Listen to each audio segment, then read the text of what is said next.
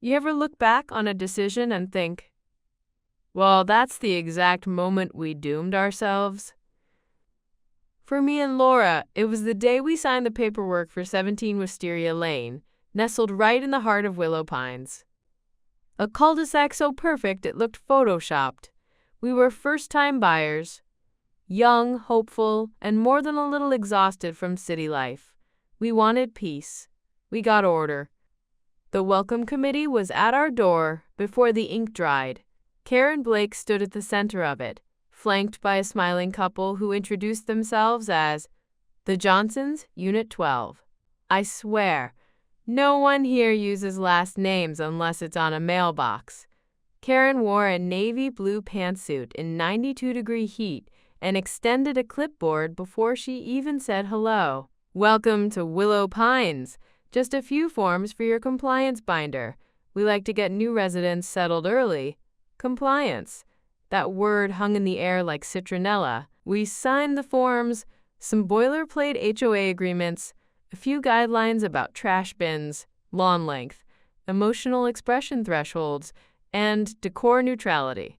It sounded bizarre, but hey, we figured that's just suburbia being suburbia.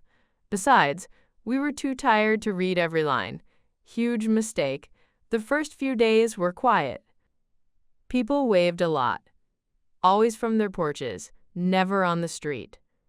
I didn't think much of it until Laura whispered to me one night, "Have you noticed? No one walks anywhere. They just watch." She was right. There was something unnatural about the stillness. Like a movie set. Perfectly trimmed lawns, identical American flags, shutters in HOA-approved shades of sand dune beige and weathered nickel. And then there was the silence, the kind that screams. Our dog Tofu didn't like it either. He started barking at the windows. Not normal barking, more like get these people out of my territory barking. A few nights in, he went absolutely ballistic around 2 a.m. I looked out and saw nothing. The next morning, a citation was taped to our door. Violation number 004B, emotional disturbance via canine vocalization, after hours. Fine, $75. Please respect the auditory wellness of your neighbors. Repeat violations may result in behavioral remediation protocols. Behavioral remediation? For a dog? Laura rolled her eyes. Guess the HOA hates feelings. But we paid the fine. First-time offense, whatever. That's when we saw it. Someone had scratched the Greek letter omega, into the paint of our garage. Perfectly carved. Not a vandal scrawl. Precise. Intentional. I filed a police report. The officer raised an eyebrow at the HOA name. Willow Pines, he said, lowering his voice. You sure you don't want to just buff it out? I didn't like that. Not one bit. The week that followed felt like a slow descent into something we couldn't name. We were fined for non-regulation solar lighting on our walkway. Tofu got another warning, even though he hadn't barked once. Laura was cited for visible agitation while gardening. That's not a joke. She got a $50 fine for sighing too aggressively while pulling weeds. Our porch swing, which had come with the house, was flagged for removal. Non-compliant architectural addition. When I asked Karen about it, she smiled. Oh, it was grandfathered in under the previous owners. But once title transfers, grandfather clauses are void. Page 14, Section 6 of the Willow Pines Harmony Handbook. I'd never felt more violently allergic to the word harmony, but then things got weird. At night, we started hearing footsteps, not on our property, on every property, in unison, like a ghost drill team. Always around 3 a.m., always in perfect rhythm. One morning I woke up and all our cameras were disabled. Every single one, even the doorbell cam. I checked the wiring, nothing looked touched, just wiped. Like someone had hit a master switch, and then the packages started disappearing. First my Amazon orders. Then Laura's craft supplies. When I asked around, Karen said, "Our internal package concierge system is under review. Please be patient." A few days later, we found one of Laura's missing parcels opened and resealed inside our mailbox with a sticky note that read, "Non-compliant materials. Please refrain from further creative expressions." She had ordered pastel-colored yarn. "I think we moved into a cult," she whispered one night. But instead of worshiping God, they worship HOA policy. We tried going to a community barbecue, thinking maybe we were just being paranoid. Maybe the neighbors weren't as Stepford creepy as we thought. Big mistake. Everyone stood in cliques, chatting about new mulch trends and celebrating how the Wilsons replaced their roof shingles exactly to code. The second Laura brought up her missing mail, the entire table fell silent. Karen smiled. The kind of smile you'd expect from a porcelain doll that secretly wants to stab you.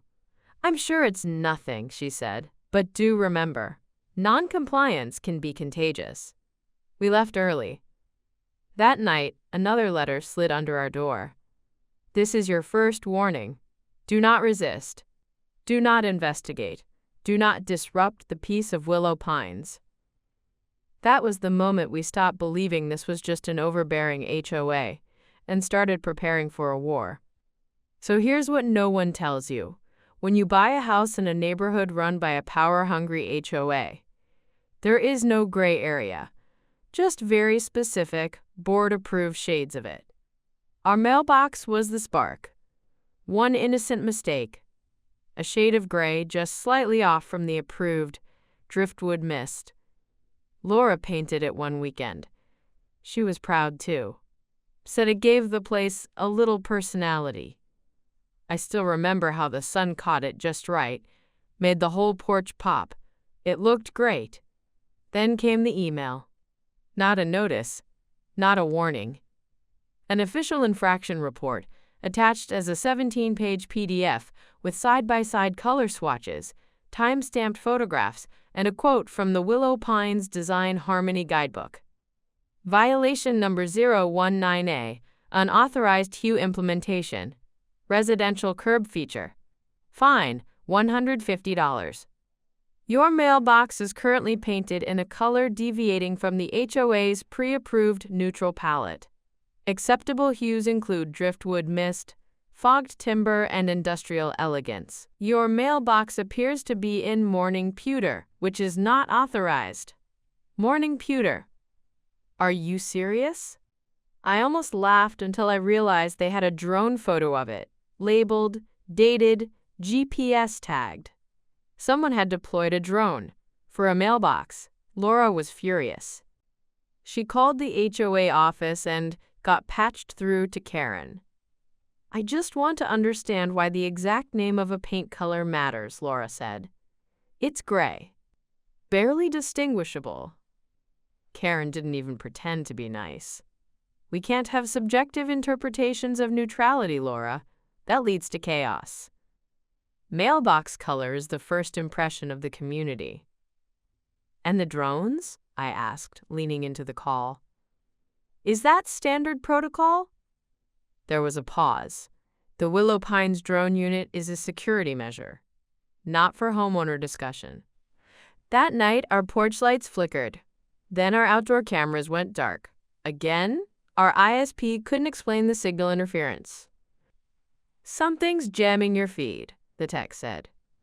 "But I've never seen a network this locked down. It's like your house is inside a Faraday cage." Then our packages started disappearing again. But this time, it wasn't just missing, it was replaced. Laura ordered a sweater from a boutique she liked, soft lavender. When she opened the box, it contained a plain gray hoodie and a note that read, "Color violation avoided. You're welcome." She ran out into the street screaming. I watched her from the front window, trying to calm her down, yelling back at the houses. "What is wrong with you people?" 10 minutes later, a notice slid under our door. Violation number 027D. Emotional outburst on public property. Fine, $250. Please regulate emotional expression in exterior spaces. Willow Pines prioritizes tranquility. Repeated disturbances may result in escalation. We didn't even know what escalation meant at that point. But the fear was settling in. The swing was gone by the next morning, just removed. We hadn't touched it. No notice, no removal crew, nothing. I asked the neighbors. They just gave polite shrugs and walked away, like they didn't see it vanish, like it was never there. And that's when Laura found the clause, buried in the HOA bylaws we'd signed during move-in. Paragraph 9, Section 41B. Residents consent to uphold the peaceful environment mandate, including voluntary silence and behavioral alignment. Enforcement discretion rests solely with the HOA board. Voluntary silence, Laura repeated. That's how they're doing this. That's how they get away with it. It wasn't just legalese. It was a contract, a social straitjacket. One they used to shut people up and shut them down. We visited Mr. Craig next. Quiet old guy 2 doors down, Vietnam vet. Always sitting on his porch, always silent. He'd seen what was happening. "You want the truth?" he muttered, eyes darting around. "They started this about 5 years ago. Got real organized. The board added that clause after the Millers tried to organize a petition. Nice folks. Had a trampoline. Kids laughed too much. One day, poof." "Poof?" I asked. "Gone. No sale, no moving truck, just gone. And the trampoline disappeared before sunrise. Same night they got their 3rd warning." "Where'd they go?" Laura asked. Mr. Craig looked at her, then slowly shook his head. "Ain't nobody asking that question if they want to stay." We walked home in silence. That night we got an email. Mandatory HOA attendance required. You are hereby summoned to appear before the board for a conduct review meeting. Location, Community Hall. Dress code, neutral formal. Failure to attend may result in fines or classification as disruptive residence. We were being watched. We were being judged. And we were on the verge of being labeled disruptive. A word that, in Willow Pines, might as well mean next on the list. I turned to Laura and whispered what we both already knew. "We're not crazy. This place is." She nodded, eyes wide. "Then let's act crazy. Let's give them what they don't expect. Because if this HOA wanted compliance, they were going to choke on it." We didn't sleep the night before the conduct review. The invitation, no summons, hung in our inbox like a noose. Neutral formal, conduct review. The language was too polished to scream, but you could hear the threat behind every word. Laura ironed a slate gray dress shirt and called it aggressively non-compliant, compliant. I wore beige slacks that made me look like an off-brand insurance agent. We figured if they wanted zombies, we'd give them Stepford's finest. The meeting was held in the community hall, a cavernous, windowless brick building next to the HOA pool. Inside, it was colder than expected. Everything was painted the same taupe, even the chairs, even the podium. Karen Blake stood at the front with a clipboard and a Bluetooth headset, smiling like she'd just won a silent war. The board sat behind her, stone-faced and unreadable. No one spoke as we entered, just pens scribbling on paper. Karen began, as always, with fake kindness marinated in venom. "Alex, Laura, so glad you could make time for your neighbors." I wanted to scream. Laura squeezed my hand instead. Karen continued. "We've had some concerns about your adjustment process. Emotional disturbances, non-compliant tones, mailbox irregularities, and, most recently, your interactions with Mr. Craig.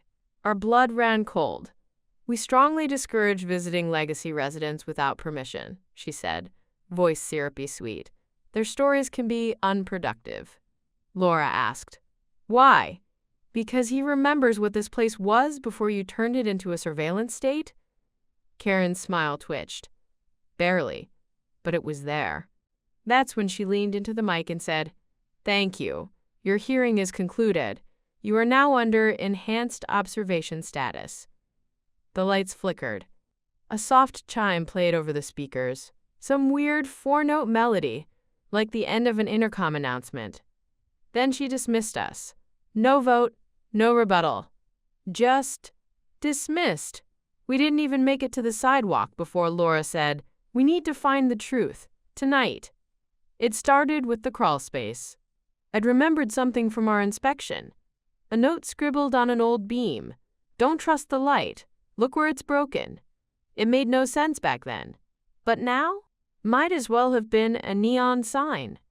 We pulled back the carpet in the hallway and found the access panel. Inside, the space was cramped and dusty. But toward the far wall, the insulation looked tampered with, like someone had tried to reseal it but gave up halfway. Behind it, a weatherproof container, duct-taped and labeled, "For whoever survives." Inside, we found documents. Lots of them. Old violation forms, faded printouts, HOA memos stamped confidential, and a USB drive labeled "Whistle." That night, we didn't sleep. We watched. The USB had recordings, video files, all time-stamped from 3 years ago. Hidden cameras. Some were clearly filmed inside homes, including ours. One showed a man being dragged out of his house by 2 uniformed figures in unmarked gray polos. No police markings, no names, just blank stares and gloved hands. Another video showed Karen herself, sitting in what looked like the HOA server room, typing something on a keyboard while muttering, "Non-compliance, non-compliance," over and over like a mantra. Laura was shaking. I'd never seen her scared like this. She rewound the videos until she landed on one dated just 6 months before we moved in. It showed our living room. Before we lived there, the former residents, the porters. In the footage, the wife is yelling at someone off screen. Then, a sudden blackout. Static. When the feed returns, the room is empty. The coffee mug is still steaming. "They didn't move," Laura whispered. "They vanished." She dove deeper, hacking into the neighborhood's internal network. She had dabbled in cybersecurity in college. Nothing hardcore, but enough to poke around password-protected directories if you give her a few tries and a strong black coffee. That's when she found it. Willow_mainframe surveillance live feeds / We stared at the screen. Every house, every room, every resident, monitored in real time. There were folders with names and live video thumbnails. Some were just labeled status compliant. Others? Pending. We clicked our own feed. The footage showed us, right there at the desk, staring into the computer. Live. "Now, they're watching us watch them," Laura said. "Oh my God." She shut it down and pulled the hard drive. I wanted to run. But the moment we stepped outside, motion-activated lights flooded the yard. Drones. Not 1. 3. Hovering in formation. Infrared lights scanning our bodies. That's when the front gate slammed shut with a mechanical clunk. Willow Pines had activated lockdown protocol. The fences, normally just decorative black iron, rose several feet higher, revealing retractable panels. Electrified. The exits blinked red on Laura's digital map. We weren't just under surveillance anymore. We were trapped. We ran to Craig's house, banged on the door. No answer. Then, just as we turned to leave, it creaked open. He stood there, pale and sweating. "I warned you," he said. "Once they label you disruptive, there's only one way out." "What is this place?" Laura asked. "Why are they doing this?" He motioned us inside, closed the blinds, and opened a floorboard. Underneath it, a shortwave radio. Old school, analog, off the grid. "I've been listening," he whispered. "There's chatter. Other neighborhoods, other HOAs. This isn't just Willow Pines. It's bigger." My voice cracked. "What the hell is the HOA?" He handed me a piece of paper, worn at the edges. typed on an old typewriter. At the top, the blood clause, Article 44C of the National Suburban Order. Below, a line that read, "The illusion of freedom is the cornerstone of control." The gates hissed shut like a trap, snapping closed. We watched from Craig's living room as the neighborhood turned from Pleasantville into a prison. The once charming lantern-style street lamps now pulsed with a sickly white glow. Every corner had a camera. Every drone buzzed like a mechanical wasp. The air smelled like ozone and fear. Willow Pines was in lockdown protocol. "Does this happen often?" I asked Craig. He shook his head. "Only when the HOA feels threatened. Usually just a soft lockdown. They shut off comms, jam the cell towers. But this? Full perimeter lockdown? That's new. They must be scared." "Of us?" Laura asked. "No, of what you've got." She clutched the USB drive tighter. The surveillance footage, the files, the blood clause. The truth. We had the proof. But now we had nowhere to go. Our phones were dead. Zero signal. Even Wi-Fi was jammed. The entire neighborhood was on its own encrypted mesh network. One big digital aquarium, and we were the goldfish with attitude. We planned fast. Craig still had a landline phone stashed in a Faraday drawer. Because of course he did. It couldn't call out anymore, but it could tap into the emergency radio system. A relic from his service days. "I can get you 10 minutes, he said. "If you know who to call." Laura didn't hesitate. "Channel 9, she said. "My cousin works for a privacy watchdog. Nonprofit media. They've been itching for a story like this." Craig looked impressed. "Let's stir the hornet's nest then." While Craig prepped the radio, Laura cracked open the rest of the HOA server from the USB. We needed more than just cameras. We needed dirt. Real, public decapitation-level dirt. And boy, did we find it. Open folder HOA_com/internal. Email threads between Karen and board members about compliance intervention teams, Stage 3 reconditioning, and a chilling series of memos titled Pre-Vanishing Checklists. Open folder resident_profiles, psychological profiles, social media histories, medical records, private data, all cross-referenced and ranked by disruption risk. We found our names on a blacklist titled Residents for Evaluation, Phase Red. Beside it, Pending Physical Resolution. "What does that mean?" I asked. Craig just stared at the screen. "It means run, now." We bolted back home under cover of the trees. Somehow, even the leaves seemed to be watching. Back in our basement, we pried open the fuse box and found the kill switch Craig had rigged during a previous blackout. It cut the interior lights but left our router on backup power. Laura booted up her encrypted laptop and started the upload to a hidden server. ETA 10 minutes, she said. That's when the knock started. No doorbell, just pounding, precise, in rhythm. Boom, boom, boom, boom. We checked the cameras. They'd miraculously come back online. 4 figures. Gray polos. No faces. Just black masks. One held a clipboard. One held a stun baton. "Compliance agents," Laura whispered. There was a speaker crackle, then a voice through the intercom.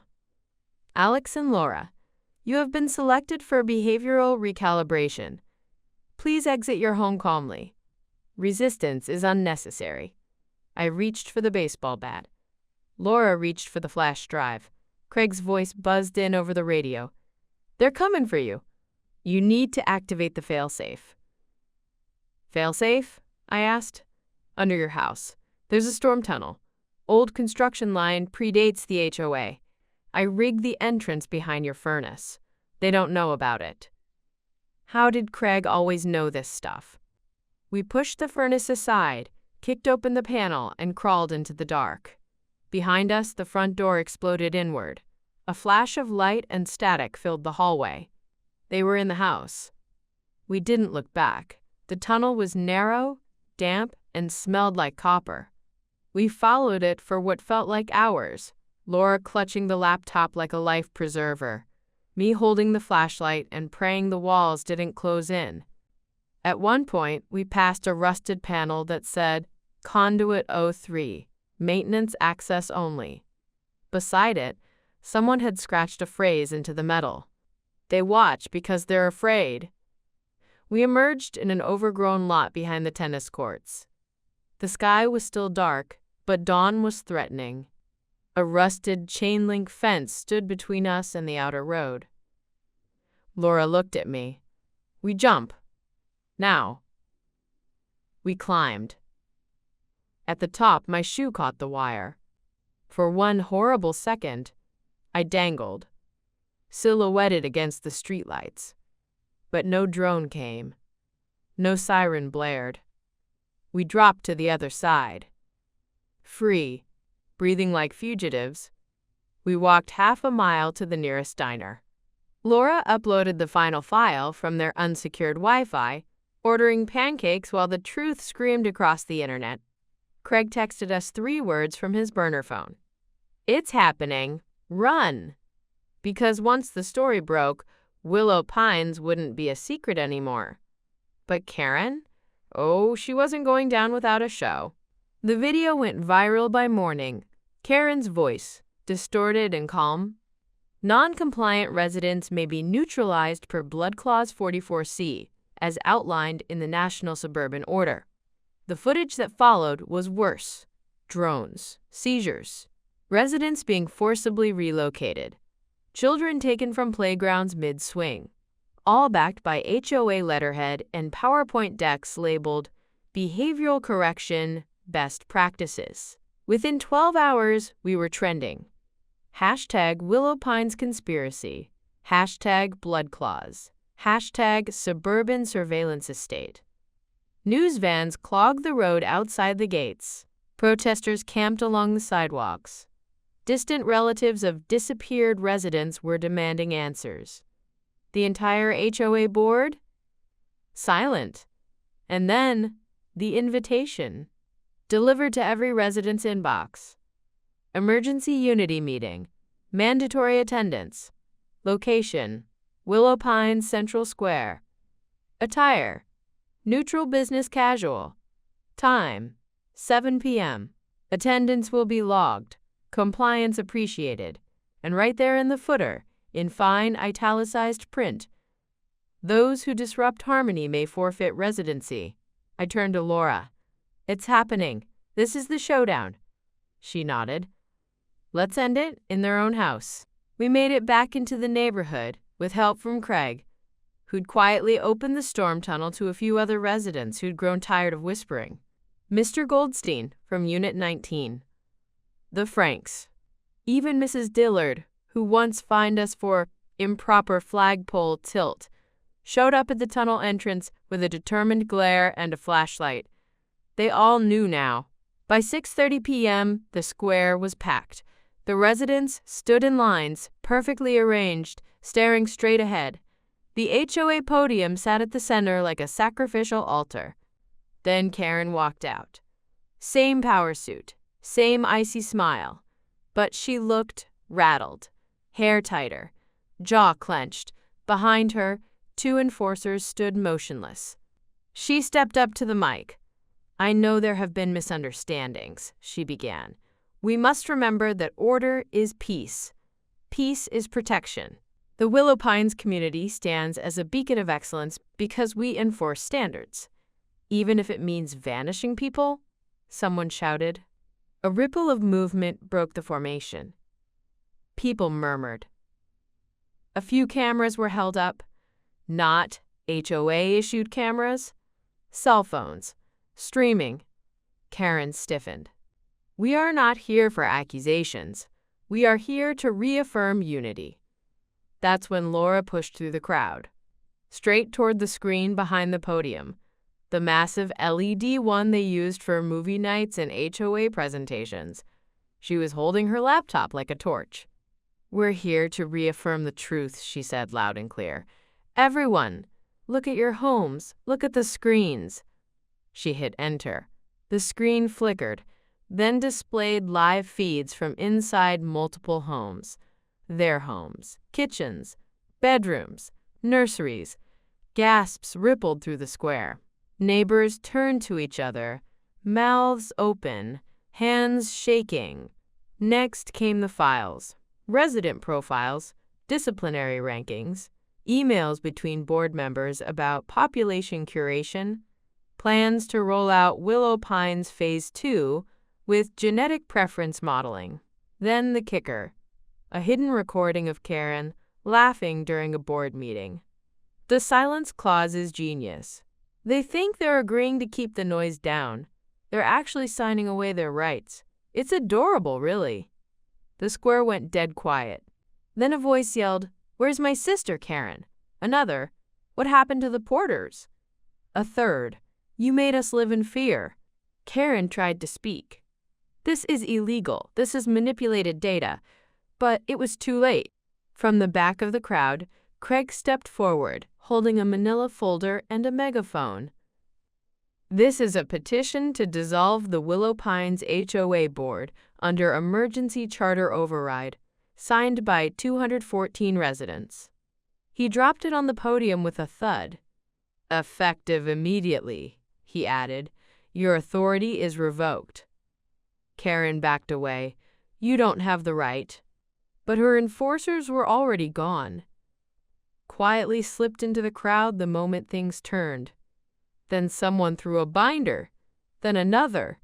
The residents began pelting the podium with their own HOA binders, hundreds of them, slamming down like legal-shaped hailstones. Fines, citations, forms, violations for emotional tonality and improper grass rhythm, all hurled back at the tyrant who weaponized bureaucracy, Karen screamed. A sound I'll never forget, like a porcelain doll cracking in real time. She ran, just bolted, past the hedges, through the rose garden, right toward the front gate. Except this time, the gate was wide open, because someone, likely Craig, had uploaded the universal override code to every news site within a mile. Karen vanished into the night. The neighborhood watched in silence, and then, like waking up from a dream, they cheered.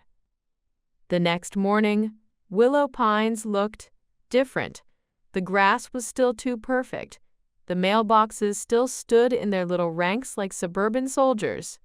But the silence was gone. People were outside, talking, laughing. Kids rode bikes that hadn't seen daylight in years. Someone blasted classic rock from their porch, and no one reported it as auditory disruption. The HOA was officially dead. A local judge issued an emergency injunction after the files Laura exposed circulated the internet like wildfire. The term blood clause became a national punchline and a legal horror story. State representatives started investigating. Then federal ones. Even the governor made a comment. If your HOA has a drone fleet and behavioral compliance squads, it might be time for some reform. The media feasted. There were interviews, articles, a 6-part docuseries on streaming by the end of the week, Suburbia's Silent War. They offered us executive producer credits. We declined. We had bigger things to do. The house was quiet again, but in a peaceful way. Tofu lounged on the porch swing. Yes, we reinstalled it the second the board was dissolved. Laura finally painted the mailbox lavender, just to spite the memory of driftwood mist. I considered replacing it with the flamingo-shaped one, but we agreed to take it one absurd rebellion at a time. Craig became a folk hero. People started calling him General Compliance. He denied it publicly, but smiled every time. As for the board, most vanished overnight, Karen included. Rumors swirled. She'd fled to a gated community in Arizona under an alias. Someone swore they saw her at a luxury HOA symposium in the Bahamas, trying to pitch Willow Pines 2.0. Honestly? Wouldn't surprise me. But she left behind one last surprise. About a week after the Unity meeting, Laura and I received a certified letter, no return address. Inside, a folded brochure. Welcome to Willow Pines 2.0, a smarter, safer community where peace begins with you. On the back, a slogan, powered by Harmony OS, the world's first AI-driven HOA assistant. And at the bottom, a headshot. Karen Blake. Hair tighter. Smile wider. Somehow, shinier. We burned the letter in our fire pit. But I won't lie. It shook us. Because Willow Pines wasn't just a place.